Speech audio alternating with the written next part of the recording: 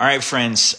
So I had recorded Connecting Jesus to the Exodus, which is part 3c of the overall series, Connecting Jesus to the Old Testament. And something happened with the recording, so I actually had to pull it down, delete it, so I'm re-recording it. So this is the last part of that series, Connecting Jesus to the Exodus, which is the third part of the series. Anyway, does that make sense? Hopefully it does. All right, so have you ever read the book of Exodus, and have you ever wondered why God specifically chose those plagues against Egypt? Like, why did he choose lice? Why did he choose frogs? Why did he choose darkness, etc.? Well, actually, in Exodus 12:12, it says that God was executing judgments against all the gods of Egypt to prove that he was the one true God. So these plagues were to demonstrate that he was sovereign and powerful over all the other gods and all the idols of Egypt. Basically, God was saying they are worthless statues. They're not even gods at all. So let's look at the 10 plagues, and we're going to see something really cool as we fast forward into the New Testament at the very end of this video. So the first plague was turning water into blood, and it stayed that way for 7 days. This wasn't just water in the Nile River. It was water in the rivers, the reservoirs, the streams, the pools, the jars, anything that had water in it, it turned into blood.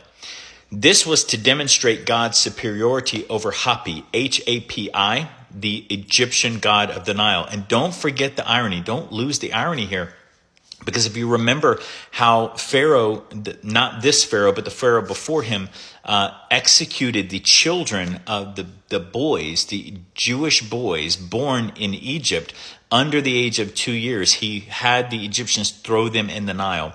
And so this is God not just executing judgment on this Egyptian god of the Nile, but also executing judgment on the Egyptians themselves for the killing of these little boys. The second plague was the deluge of frogs coming up from the Nile River and covering Egypt. This was God's attack on Heket, H-E-Q-E-T, the Egyptian goddess of fertility and renewal, who was represented in the form of, wait for it, a frog. The third plague was lice from the dust of the earth, which was to disprove Geb, G-E-B, the Egyptian god of the earth. This was the first plague that Pharaoh's magicians could not duplicate. So they told him, this is the work of the one true God. Pharaoh rejected it, still refused to listen. The fourth plague was flies that came out of nowhere and swarmed over Egypt, proving God's power over Khepri, K-H-E-P-R-I, the Egyptian god of creation. The fifth plague was the death of all Egyptian livestock. Every cow, horse, donkey, camel, and sheep died all at once. Yet all the animals of Israel were alive and well. Not one of them died. This proved God's power over Hator, H-A-T-O-R, the Egyptian god of protection. For the sixth plague, Moses took ashes, threw them into the air. As the dust and ashes were blown by the wind, they landed on Egyptians and afflicted them with severe boils and sores.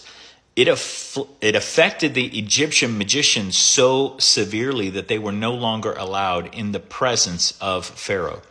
Thus, God is greater than Isis, the Egyptian goddess of medicine and peace. No medicine in Egypt could help these boils.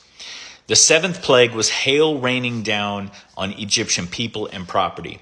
The hail was so big that God had warned them, shelter your livestock, shelter your people. If it hits them, it'll kill them.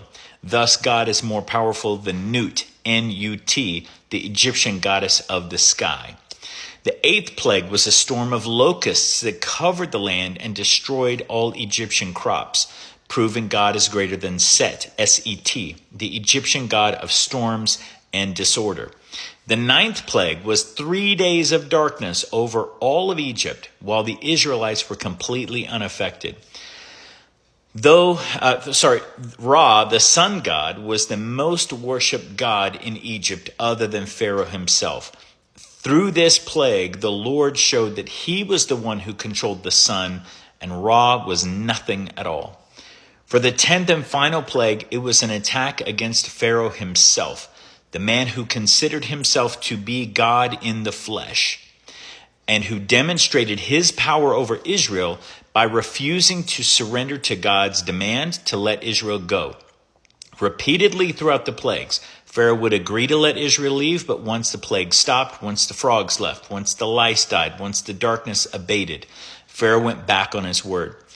To show that Pharaoh was not in charge, not even in his own household, God struck down the firstborn male of every Egyptian household, including the son of Pharaoh himself.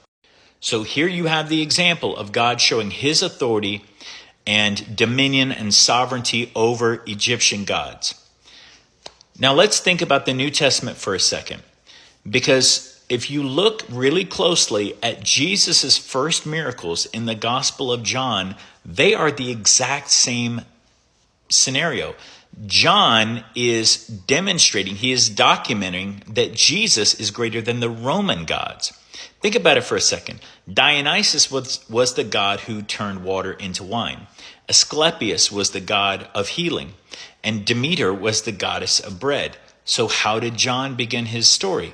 With Jesus turning water into wine in John chapter 2, with healing the official's son in John 4, towards the end of John 4, and the invalid in John 5, and feeding thousands of people with bread in John chapter 6. The gospel writer John, he's got an agenda. He wants the recipients of his book in this place at this time to know that Jesus was greater than the gods of the Romans, greater than any god. It's so cool when you start to see and put these pieces together. First, in the Exodus with God over his power and authority over the Egyptian gods, and then Jesus with the same scenario showing his power, authority, and sovereignty over the Roman gods. So, hey, I hope that you go back, read these stories, and they become fresh and new to you, and you see something you've never seen before. Feel free to comment, like, share this, repost it, whatever. If it's an encouragement to you, I'll be doing Connecting Jesus to the Old Testament Part 4, maybe in a couple days. And so look out for that video and let me know what you think. All right, God bless. Have a great day.